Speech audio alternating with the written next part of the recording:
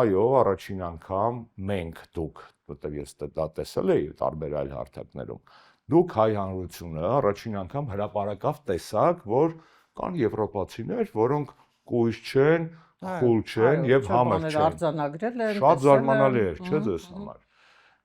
Ցավոք սրտի դա քաղաքական գիծ չի, դա քաղաքականություն չի։ Բացառություններ են այսպես ասած։ Դա ավելի շատ, գիտեք, մարդիկ տարբեր են, չեն ուզում իրենց համբավը մատաղ անեն Նիկոլի կամ ինչ-որ մեկի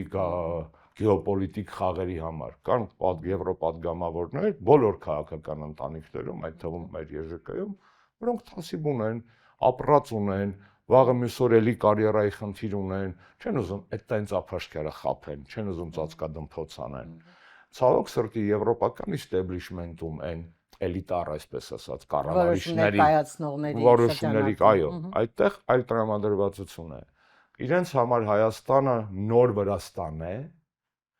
Տեսեք, այս տարածաշրջանում իրանք ունեն սիրած երեխա 2004-5 թվերից դա Վրաստանն էր, այդ երեխուն գուրգուրում էին, մնացածը խորթ էին։ Հիմա այդ երեխեն, որ տենց մեծացել է եւ ինքնուրույնություն է դրսևորում,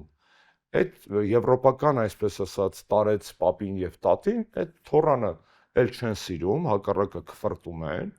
եւ նոր սիրած բան են գտե, թոր են գտե։ Եվ այդ թորը տենց փափուկ է հնչում, տենց սիրուն է հնչում իմ զուգահեռը, բայց տակը իրականում բաներ է, տենց շահա,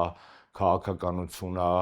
ոչ մի սեր չկա, այդտեղ սեր չկա։ Պարզապես մեզ այս տարածաշրջանում նոր խաղալիք են ընտրել Հայաստանը։ Նիկոլ Փաշինյանի այս վերջին տարվա խաղալիք ասենք թե գործիք ասենք։ Գուցե ավելի գործիք։ Տեսեք, գործիք, բայց ավելի շատ խաղալիք ենք մենք, որովհետև խաղալիք ենք ուրիշների ձեռքերում։ Մեզանով խաղում են, այո, գործիք ֆունկցիոնալ իմաստով։